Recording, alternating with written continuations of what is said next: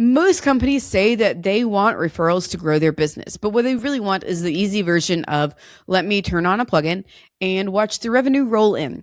But that's not how any of this works. Affiliate and referral growth is a channel, the same way that TikTok's a channel, the same way that Facebook is a channel, the same way that SEO is its own channel. And if you don't treat it like one, it is going to go die in the corner of your website like a forgotten footer link. Today's podcast guest is Ben Dixon. Ben is the CEO over at Naxum, the platform powering affiliate, referral, and reseller programs for companies that rely on trust-based relationships to grow. We are going to be diving into what actually makes referral marketing work. How do we structure incentives that people actually care about? How do we recruit affiliates?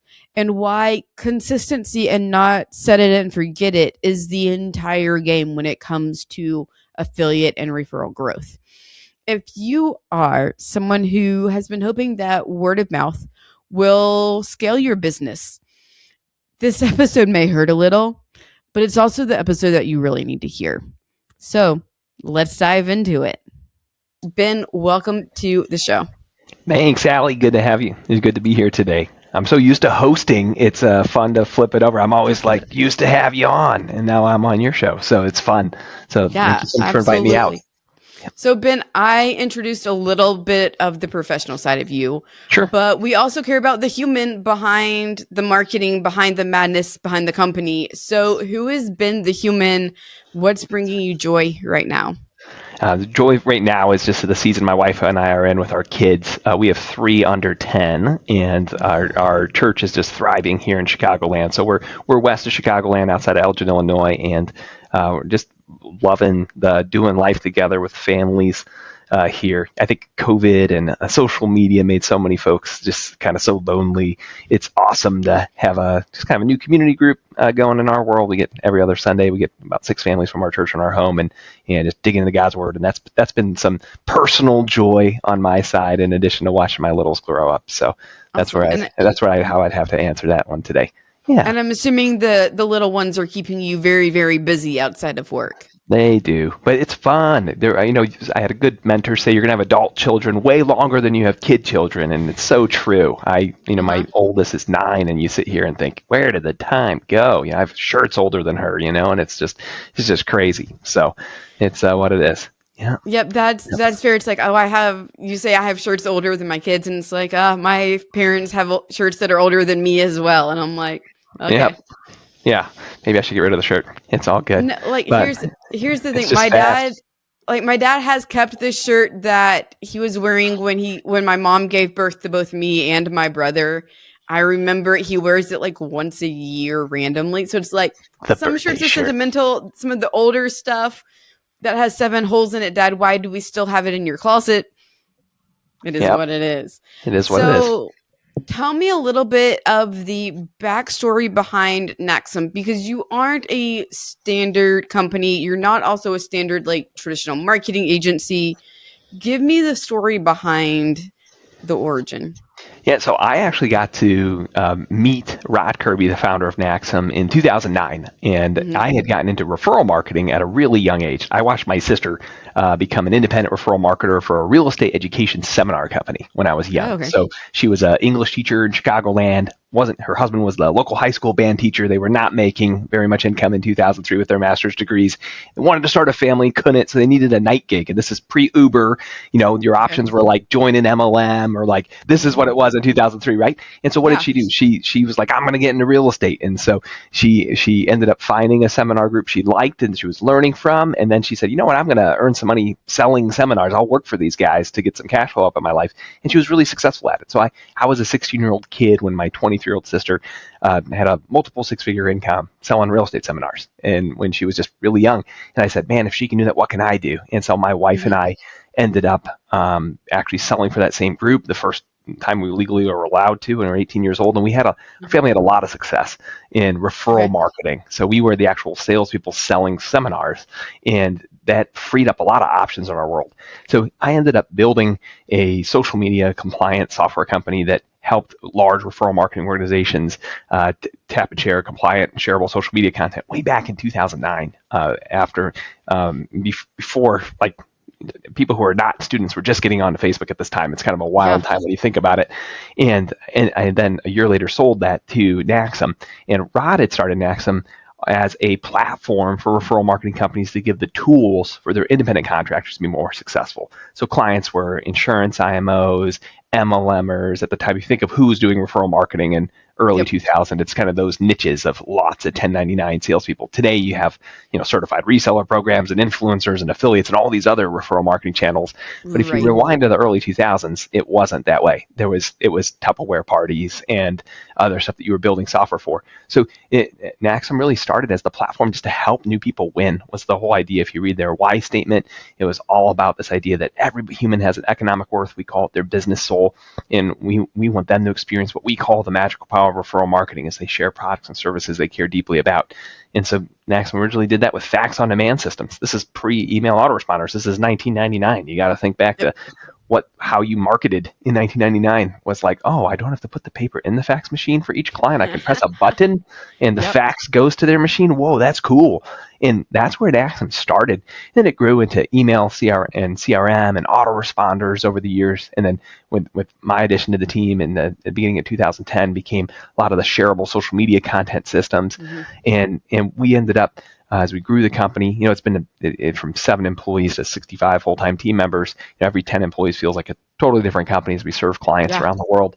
But we ended up expanding our services over the years. There's other things we handle for clients. And so today, most people have an e-commerce solution like a Shopify or BigCommerce or something Hmm. that they're running the front end on.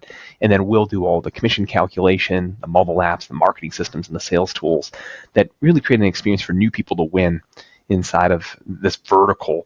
And a lot of Yeah. it becomes data. It's so different. Referral marketing is way different than pay-per-click or some of the things you do in your agency for people, Allie, right? Because most of these people are volunteers, these affiliates promoting stuff, and they're Yep. not copiously taking notes in some CRM to give you all your data. So you have to figure out fun ways to track their actions that don't feel like homework for these people, which Yeah, is a lot of what we end 100%. up And doing. it's interesting because like you think of like direct marketing and sales and you go back to like the 1990s Tupperware parties and like Yeah, I remember my grandmother used to sell Mary Kay. My yeah, mom's did some sort of clothing, Jack and Jill clothing. I don't know the name of it yeah, anymore for like 2 or 3 summers and we'd have like the big parties at your house and it's like thankfully we've moved MLMs, like information has come out about them of the pyramid schemes and all that is behind that. But the concepts are still the same when it comes to affiliate and referral marketing of whether you're doing e-commerce or you have a SaaS product or you're a service-based businesses and you need your customers to refer people to you. yeah. The world, more than we like to admit, is driven by affiliate marketing and referrals. Like I go talk High to trust marketing. relationships. Yeah, Exactly. it's Yep. relationships. And it's Yep. interesting. Like I have a conversation every time I talk to a prospective client of like the way we have done marketing has shifted. It used to be let me write the right copy, let me put some ad money behind it, say the right Sure. words, like Russell Brunson's click funnels from back in the day, give people the information they'll buy. And now it's more about how do we build relationships and trust, and it's a whole different equation. And so affiliate marketing has blown up, referral marketing has blown up. And so I talked to a lot of agency service-based businesses. They're like, we always get our business from referrals. And it's like, Sure. that's great, but what are you doing to streamline it now? And how Yeah. do you systematize it? And how do you put it into a process so you have a consistent flow?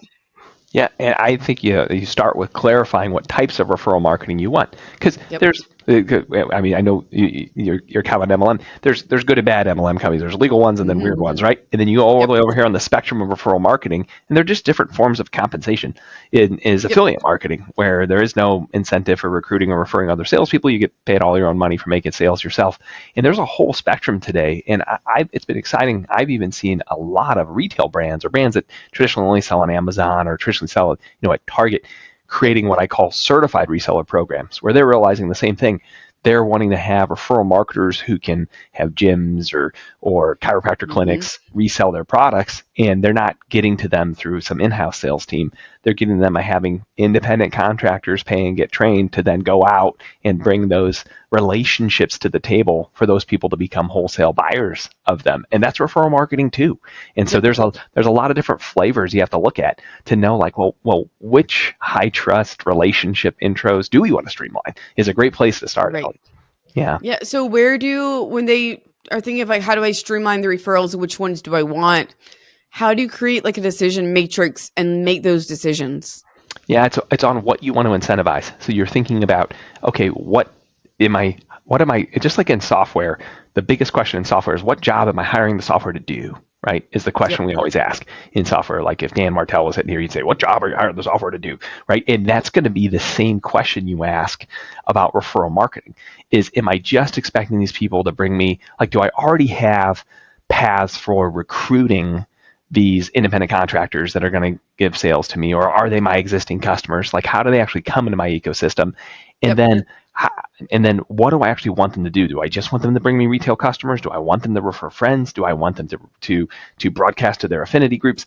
Like, it's all about their what you actually are hiring them to do, and that answers the question to what type of program you should actually be rolling out. Because sometimes the answer is that, oh no, we have no way to recruit anybody, so let's just go launch a TikTok shop for our product because they already have affiliates and they already are sending traffic on our stuff, and that's going to bring us traffic. And then sometimes that's the totally wrong answer, and it's like, no, you actually wish you had these wholesale buyers who are distributing your products to the end consumer over here, and you need to go train 1,000 of these independent contractors that are resellers that come to your office to get trained and then go out in the marketplace and sell. So there's really different answers depending on what you actually, in the perfect world, expect to happen. And it's good to just sit down with people who have already done it. I've, in my short 15 years of running Naxum as their CEO, I've launched over 170 enterprise companies. Like, some of these companies have over 1 million salespeople that are on our platforms. And so you're answering very different questions if you're, like some of the local businesses here in Chicago, like one of our clients is owned by John Hancock Insurance down at the Accenture Tower. Like, their business is very different than one of my clients in Sweden, right? And what they've done with nutrition or blood tests or whatever in the space. And so you really have to first, I like that old backwards blueprint thought of like, let's go work backwards of what we hope actually happens. And then we can answer the questions of how you would actually make that the natural result of a system. Yeah. What's your favorite industry as clients for you guys? Right now? Yeah. I love financial services and insurance IMOs. I believe there's a deep hunger for professional business opportunities in America because of what's happened in our college scene. And there's this desire of professional business opportunities that I still feel is lacking. We saw it happen during COVID. There was actually this massive enrollments we had even in clients. We had clients promoting tax credit programs. You probably got pitched the ERC credit program a gazillion times, Allie. Some of our clients literally enrolled 200,000, mostly men. It was actually interesting where other referral marketing opportunities are a lot of women, mostly men referring businesses to get tax credits, right? And so it answered a question I had in my head for a while, is that there's a deep hunger, at least in America, for professional business opportunities, which is somebody's side gig that's not driving Uber or delivering groceries on Instacart. They want to go take a course and then earn unlimited income, commissionable income in their time after their W-2. They want to keep their W-2 and their benefits and everything else in their life, but they want to say, that's why, a realtor or an insurance agent are these appealing things today, because young people are looking for additional income in professional business opportunities. And that's my favorite space, because people do the work and invest in the process the most in the professional space because it's worth it. One successful person in that space creates so much value for the organization that it's worth it to invest and do really well. Versus like Tupperware's for sale at, you mentioned them earlier, they're for sale at Costco today, right? You can go to Costco and buy Tupperware today. But in that world, you may not invest as much in onboarding a Tupperware salesperson as you would at John Hancock Insurance, right? And an insurance salesperson. And so I like the area where we're more serious about this being a real career and not just this thing that you might maybe do in your spare time. On the side. Yep. Yeah, Yeah. absolutely. Well, it's interesting the more because we're starting to wrap up a financial services series that we've been doing.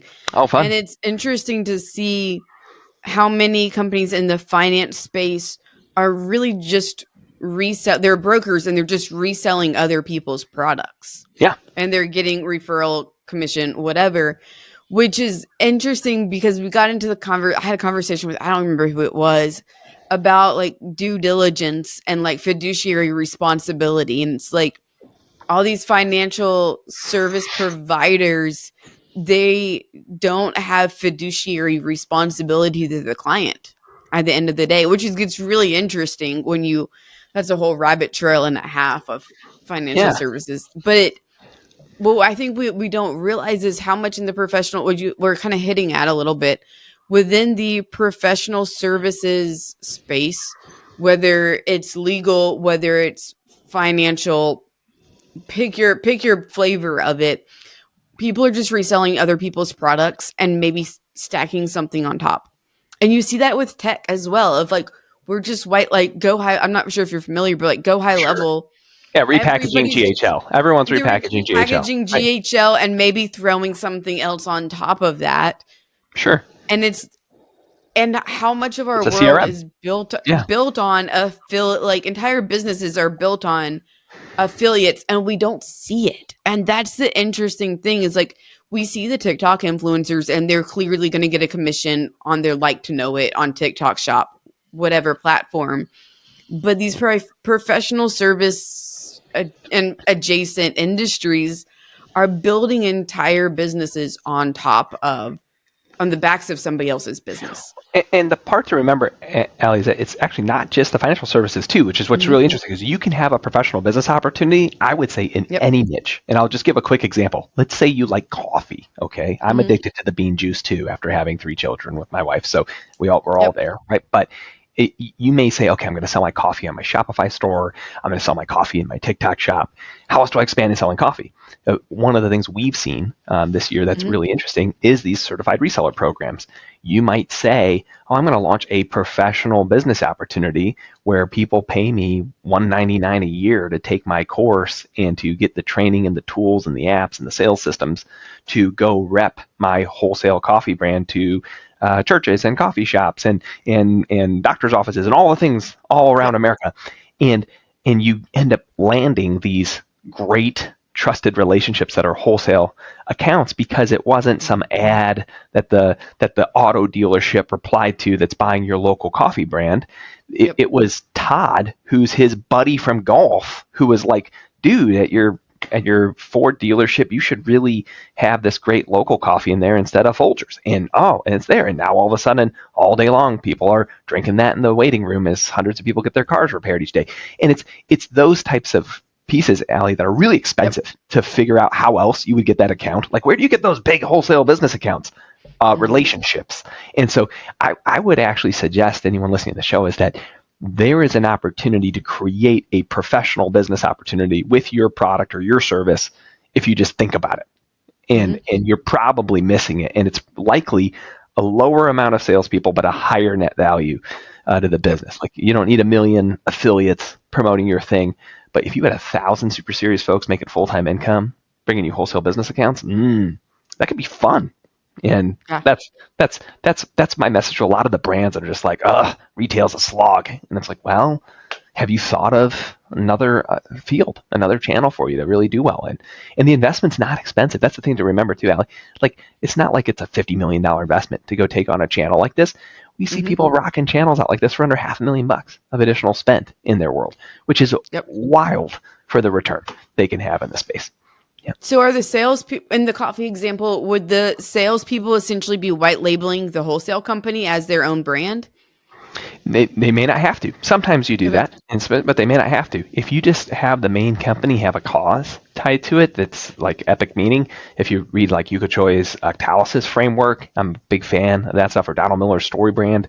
Like, if Yep. you can tie in an epic cause to why this coffee is special, whether part of their money goes to a charity that people are passionate about, you could have coffee that's for pets or pro-life things. I've seen them all, right, of Yep. this stuff. That can tie people in to saying, oh yeah, of course I'd want that, or versus even just being local, right, in that world. But that becomes the question though, Ali, is okay, how do you get those 1,000 salespeople, right? And there's multiple ways to answer that question that aren't right or wrong. They're just different cultures and different styles of What do you doing see it. working well? And I know this is kind of across industries and it's a Sure. little bit niche for each industry, but what do you see working well in terms of getting referral partners and affiliates? AI has made us all question everything. And because, like, is Allie even here right now? Is this actually Ben, or is this my AI clone? Right.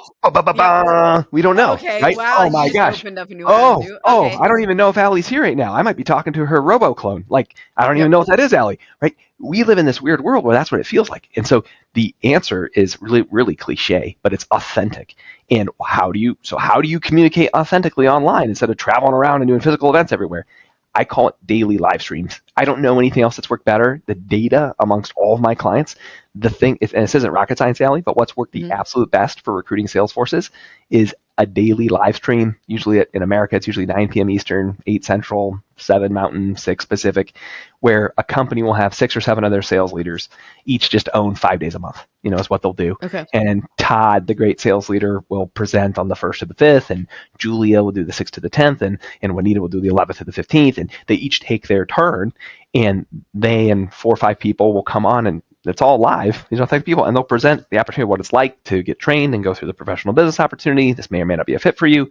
If it is, and answer commonly asked questions. And hey, if you want to jump into the training, pay the fee below and go into our training library. And the fact that people can invite someone to a physical live event that's actually real people and not AI, and get their questions answered, and meet up with these 4 or 5 people who are just hanging out on a live stream. Yep. Some of our clients have 50 people a night that attend those, and some of them have thousands. And it's pretty wild. We had a client put in 200,000 salespeople in under 2 years doing that. Ooh. We had a client do 80,000 in San Diego in 4 months doing that. And it's in those are wildly different opportunities. Those were both affiliate programs, but not a certified resellers program, Allie. But Okay. it's to answer your question of like the broadest brushstroke answer Mm-hmm. across all these different industries. How do we recruit a bunch of great salespeople? It's show up daily with an opportunity for someone to make a decision about becoming a salesperson of yours in an Yep. authentic live presentation. In some of the financial services companies do them at noon, right? If you're building like an estate, we're the Denver, Colorado local office, right?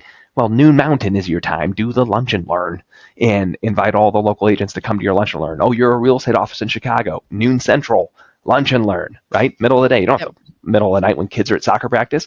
But if you're in one of those businesses where you're expecting people to work after their regular W-2 hours, then yeah, the evening's where it should be. Go do it.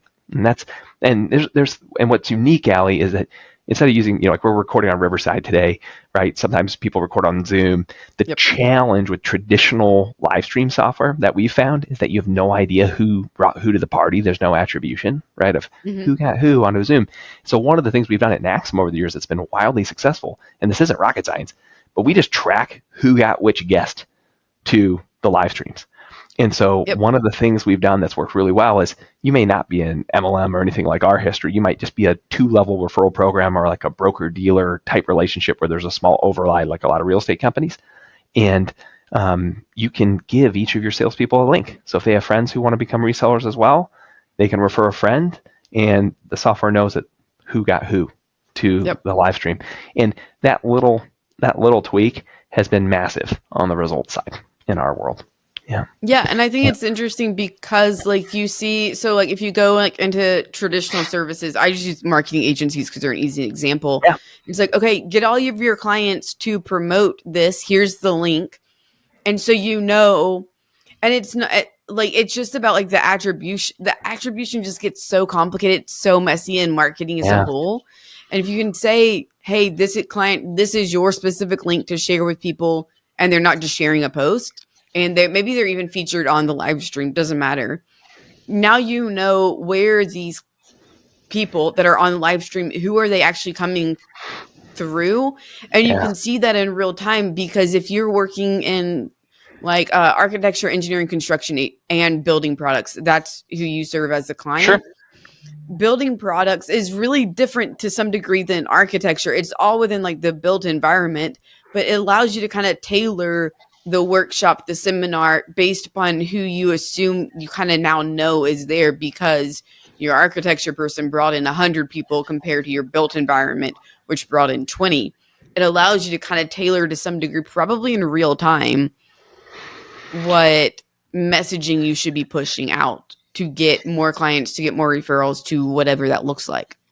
Well, and just remember, incentives are different for each company. Some of you are going to do well by offering a commission as an incentive, and a commission is going to work great. Some of you are going to offer months of free service when someone buys, and that's going to work great. Others of you want to get to these like hyper influential people that are going to promote you, and the right offer is actually a donation to their charity. It's not more money.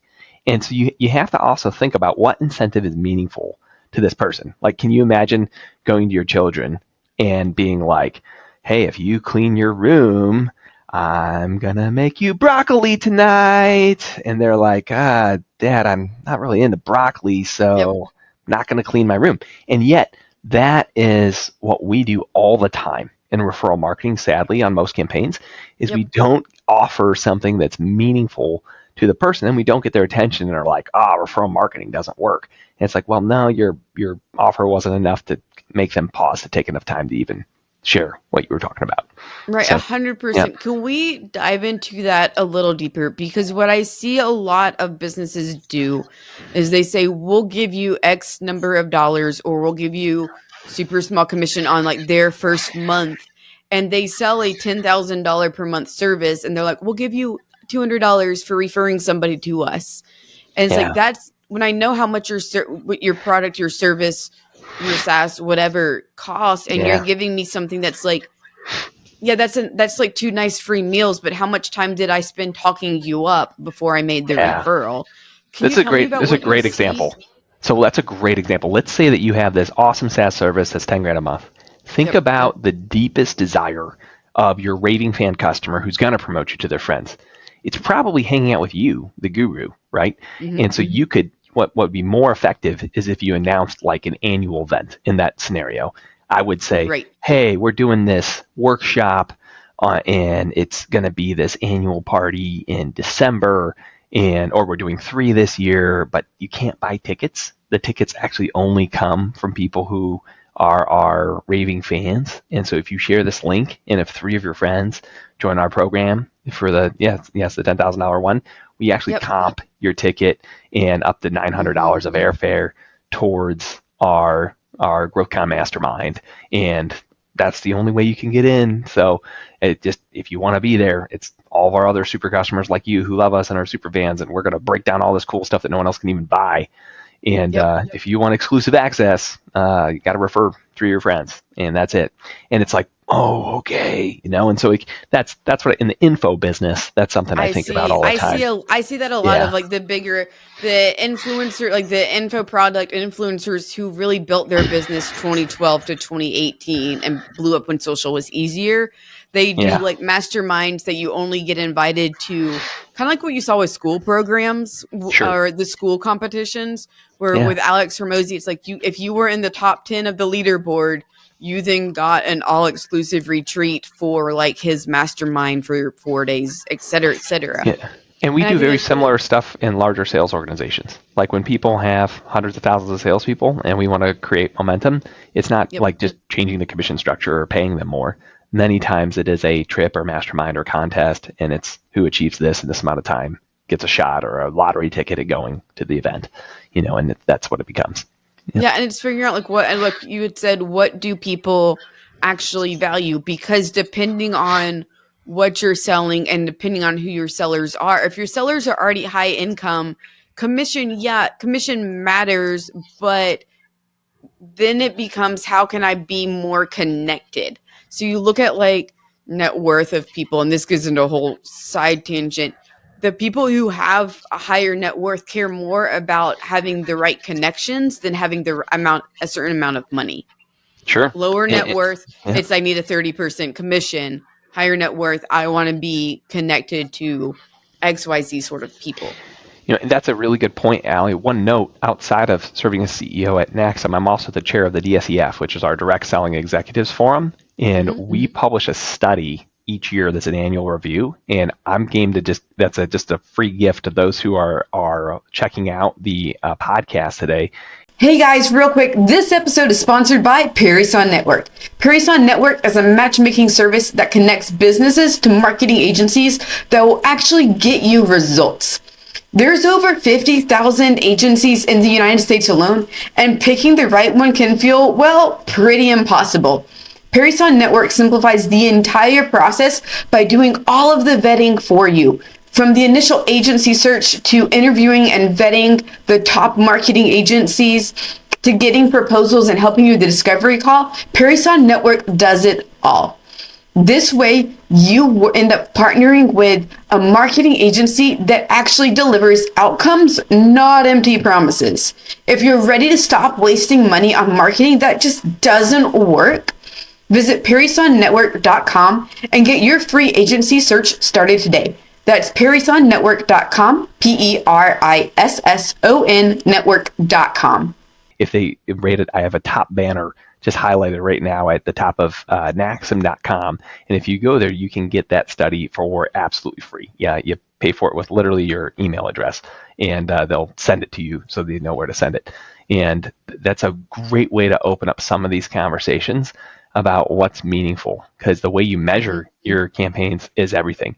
One of the interesting notes from the study that I think is important for people to be thinking about as they look at referral marketing programs is if you can beat the benchmarks of your industry, and this is one that we see all the time, by even 20%. So just remove 20% of the waste of how many touches it takes to turn someone into a customer, you're actually making double per sales rep than any of your competitors. Okay.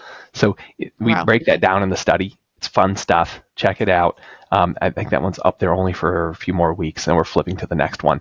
But take a look, and it'll be an asset to anyone who's looking at going down this road. Yeah. Cool. Yeah, we'll check it out. We'll put it in the show notes as well. Yeah. So we talked about access to people to the network. When it comes to people who want to do kind of the commission route or the gift or something that's smaller and easier to execute on, and it can be executed kind of on autopilot in the background, not we have to go put on this event now, what do you see working really well? So if you're a SaaS company, there's a lot of like refer X for free. So, hey, refer 3 friends and we'll just waive your monthly fee, right? For every single month those people pay for. That's a solid strategy that we've had a ton of traction on. If you're a membership program on Info, similar offer is great.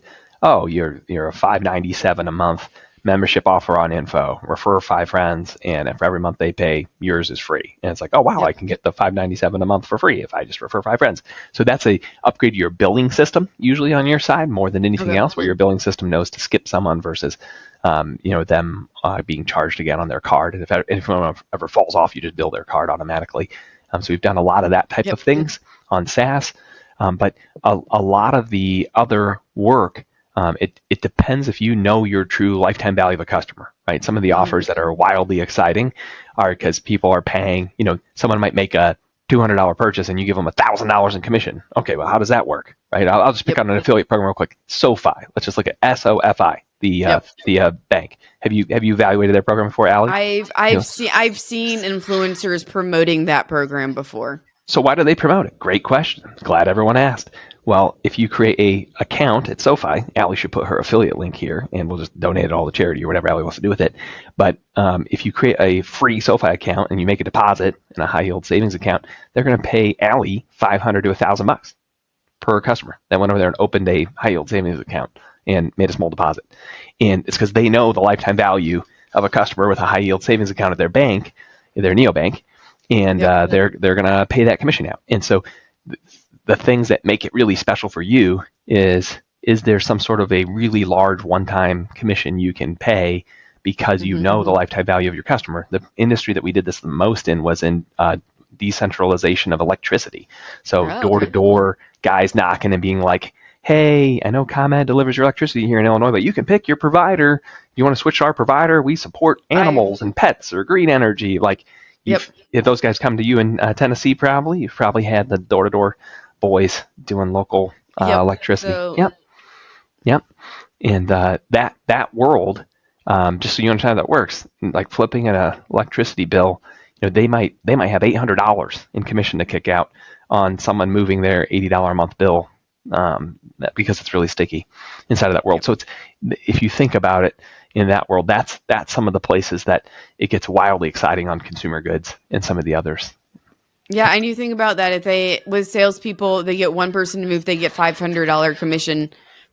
They get one sale per day. That's $2,500 a week times 50. That's a decent chunk of change.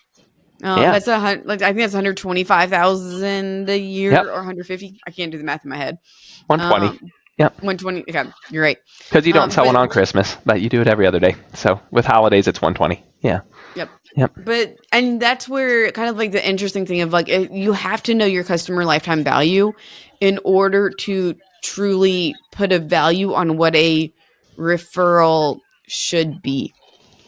And I Yep. see, what do you, or how about this? What do you see in terms of like commission structures within SaaS? If they're doing like flat commission, you get 10%, 30%, whatever percent for SaaS and like service-based businesses. So in the SaaS and service-based world, I would actually go back. You mentioned Russell Brunson earlier. I would Yep. ask people to go crack open Russell's lead magnet, the .com secrets book. I actually teach that at a local homeschool co-op here in town. I have the Okay. kids. I have kids, high school kids, read it. I give back 1 hour a week to a bunch of high school kids, and they read it, write papers on it actually, which is kind of fun. I use Russell's work for one of their semesters. But Yep. in there's the concept of the value ladder, and Mm-hmm. many times, even though you lead with a SaaS product, right, you're not, that's not all of your income, right? Is not the SaaS. There's all these other things you sell to these clients that creates value in your company, and so you Yep. need to go do the exercise of figuring out what a client is actually worth to you, and if you're going to move to a one-time payout per SaaS client sold, how much can you afford to pay? So maybe your SaaS product is $97 a month, but you know that your value isn't $1,200 a year for an annual subscriber. An annual subscriber might be worth $6,000 a year because of all the other services you market to that person. So can you afford $1,000 on a $97 a month subscriber if you know you're going to get $6,000 over a calendar month? Well, you Right. can. It may be a lending tool or an equity line or something like that on the business that you have to structure with your bank, but you can go do that. And so or there's a PE firm that's going to fund that for you. That's actually the entire game of how deregulated electricity worked for years, inside of our world. And so there's, who's going to promote your $97 SaaS product? Your competitor who's paying, 20% commissions on $97 each month, or are you paying $1,000 a pop each time a new customer comes in? Well, of course, the affiliates are going to promote yours. And Yep. that's the whole secret to SoFi success, was them figuring that out in their world. And so I think that's a lot of what you want to walk through, and that's stuff we walk people through all the time in conversation. So I'm always open to that kind of conversation. Cool. I love it. So when it comes to, everybody wants to do referrals, everybody wants to do affiliates. What separates the companies that thrive with the referral marketing and affiliates and do it really well, and those that have the referral program, have the affiliate program, not so great and they struggle?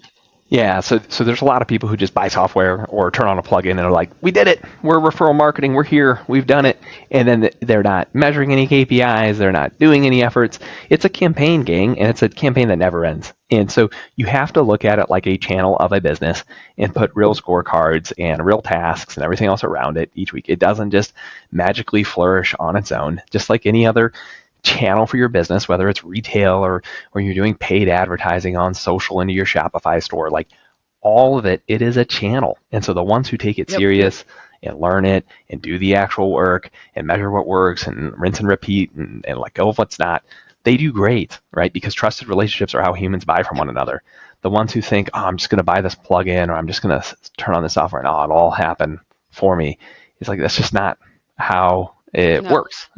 It's not how it's meant to be. It, Yep. it worked 10 years ago, when if you build it, they will come, but it doesn't work now. And you have to, like, just Yeah. because you have a referral program and affiliate program doesn't mean it's going to actually do anything for you. Like you were saying, you Yeah. have to market it to your current customers, to your people, the same way that you would market your normal services to your target audience for the people who are not yet clients. And Ellie, that's actually why that live webinar reference I made earlier works so well, Yep. of a daily live webinar. You'd be amazed at how many companies come, buy software from us, and they do it once a week.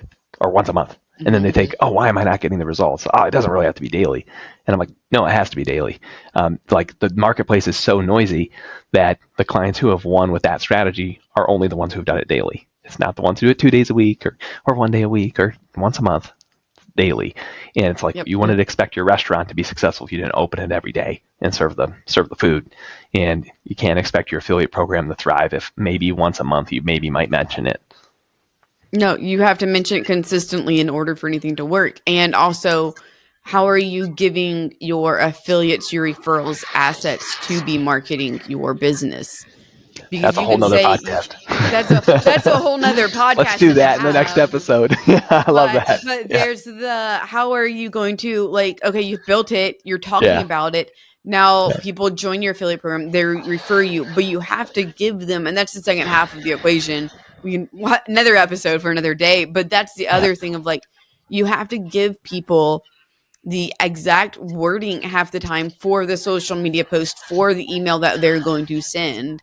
Yep. Because the more you can take the grunt work and the like, let me think through how to do this out for them, the more likely that they will to do it. The more steps you add, Exactly. they're not going to do it. The easier you make it, the more likely. Yep. Removing friction. Amen. Yeah, absolutely. So we've talked a lot about referral marketing today. What is the one question you wish I had asked you that I haven't? So the one question that you haven't asked me yet about referral marketing that a lot of people struggle with is like, well, where do you get these marketers up front? Like, where do you get Yep. these people, right? And if you had asked that, I would say that it all depends on there's already congregations of people who are passionate about your product and service. And the question I like to ask back to clients all the time is, who is the person who prayed this morning, dear God, if that existed, right, I would want to do that, right? And Yep. and there's always somebody, like, get out of the game of convincing or coercing people to do anything and get into the game of just going to the people who already want what you have. Our world is so segmented today that you just are not in the right room. It's like, go to that room. There's a room where people, if they knew what you had, would be very excited to start now. You just have to go get into that room. So that would be my feedback. Absolutely. I love it. So, Ben, thank you so much for coming on the show today. If people want to connect with you further, what is the best way for them to find you? I'm a LinkedIn-aholic. So hop on LinkedIn, Great. type in Ben Dixon. I'm Ben Capital on LinkedIn is my handle. Naxum is the company I serve today as CEO of, have for the last 15 years. And glad to connect with you and meet you soon. And Allie, wishing you all the best. Thanks for having me out. Awesome. Thank you for everyone who is tuning in today, and we will catch you on the next episode of Humans of Growth.